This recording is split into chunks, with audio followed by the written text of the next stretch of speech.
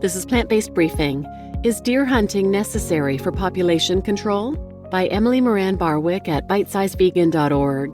And I'm your host, Marian Erickson, and this is the curated content Plant-Based Podcast, where I research and get permission to narrate a variety of articles on plant-based and vegan topics in about 10 minutes or less every weekday.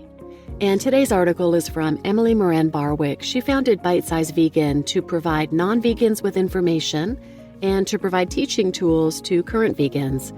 She believes in the power of an informed public, that everyone deserves to know the truth about what they're putting in their body, about what they're feeding their children, about how what they eat impacts the planet, and they certainly deserve to know what they are paying others to do to animals in their name. She provides this information in bite-sized videos, and some are created especially for children. Her website is an amazing resource. So now let's get to today's plant-based briefing. Is deer hunting necessary for population control? From Emily Moran Barwick at bitesizevegan.org. One of the most cited justifications for hunting is that it's necessary for managing out-of-control deer populations. When you go even just below the surface of this hunting myth, it's painfully evident that deer hunting itself is responsible for overpopulation issues. The overpopulation of deer in suburban areas can become a particularly dangerous situation when it comes to car accidents. The most commonly proposed solution to this problem is hunting deer to thin out the population. But is hunting really an effective method of controlling deer populations? Without hunting, would we be completely overrun by a new mutant breed of deer overlords? Let's find out. This video post is going to be the first in a series addressing common myths about hunting. With the deer hunting season upon us, at least here in North America, I thought it would be appropriate to start with the so often cited argument that hunting deer is necessary to keep their population in check. First off, something important to note is that when speaking about out-of-control deer populations, state wildlife management agencies will rarely use the term overpopulated, opting instead for overabundant. To understand this carefully calculated word choice, let's take a closer look at the terminology. Overpopulation means a population that has exceeded its biological carrying capacity, which by definition is the maximum number of individuals of a species that can exist in a habitat indefinitely without threatening other species in that habitat. This is determined by limiting factors such as available food, water, shelter, and prey-to-predator ratios. When a species exceeds its biological carrying capacity, it is officially overpopulated. In contrast, overabundant, the term hunting advocates use for deer populations, means nothing. It's not a scientific term and it has no fixed definition. It's simply a way to make it sound like we're going to be overrun by deer any minute now. Has it happened yet? In reality, if deer did overpopulate a given area, this incredibly powerful force called nature would step in to regulate. Trust me, this nature thing's been handling things like this for a while now.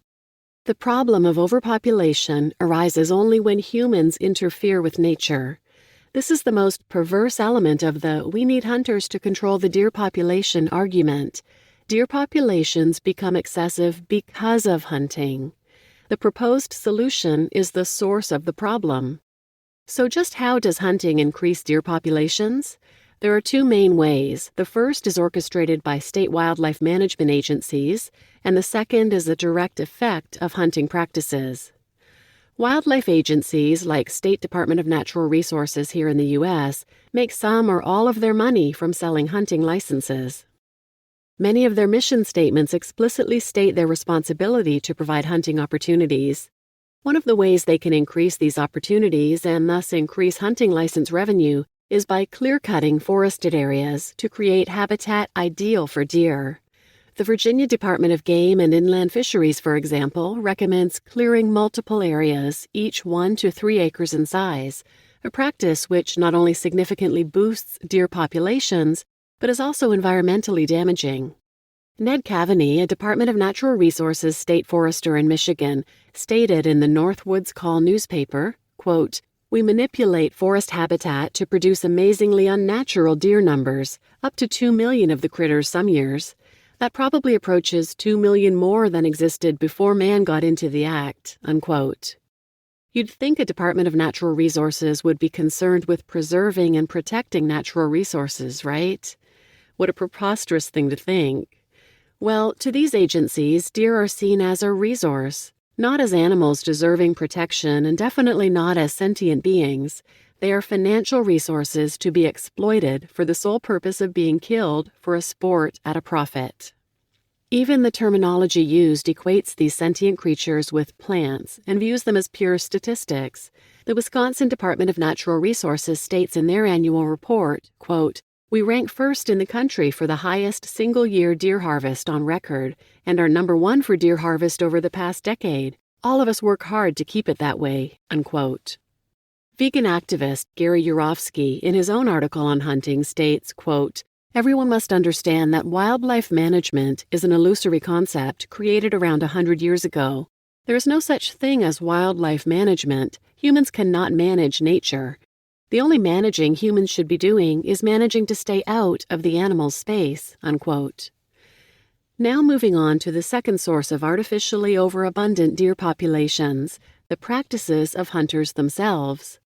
Conventional deer hunting is all about killing mature male deer or bucks with large antlers, leaving the female deers or does alone. A single buck can breed with multiple does, so while hunting reduces the number of male deer, it does not reduce the number of offspring. This sex-biased hunting skews the natural 1-to-1 ratio of male and female deer to as high as 1-to-8, meaning 1 male for every 8 females. Let's say that an area has 500 deer and each doe produces an average of 1.4 fawns, as 67% of mature does have twins. In a natural 1-to-1 ratio, this would yield 350 new fawns. Now take that same 500 deer herd at the hunting-induced 1-to-8 ratio, and you now have 622 new fawns, almost 300 more than the 1-to-1 herd produced. Simply put, hunting creates more deer. I'd be remiss if I didn't reiterate what I said in my video post. What would happen if the world went vegan tomorrow?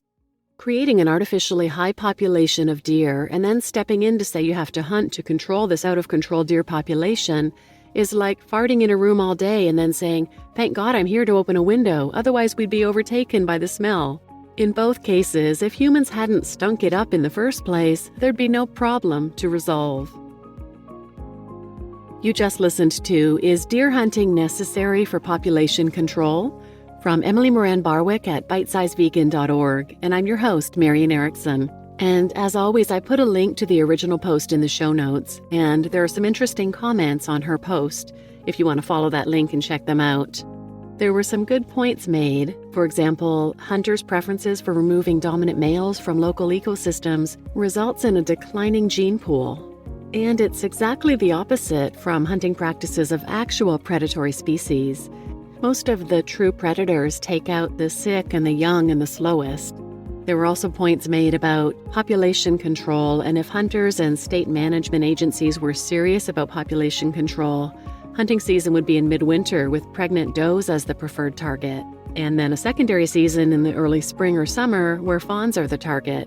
So lots of considerations with these bizarre arguments that hunters are doing everyone a favor. And one commenter was confused about the part of the selective harvesting of bucks resulting in more deer being born. So I looked into it a bit more, looked at the sources that Emily cites. She cites all her sources in her posts. When winter arrives and food supplies in much of the country become scarce, every year a certain percentage of deer will die off. It's nature's way of weeding out the weaker animals and maintaining a sustainable population.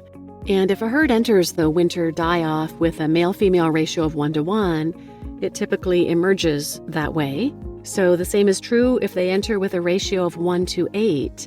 They come out with so many more females than males, and those females give birth, and it just continues to grow. So maintaining a natural male-to-female deer ratio is critical to maintaining a healthy deer population. And if people want to keep deer off their lawns and out of their streets, they can landscape with plants that deer don't like and design suburban developments with more trees and less lawns. And there are also contraceptive solutions that are an option as well if humans really do need to interfere.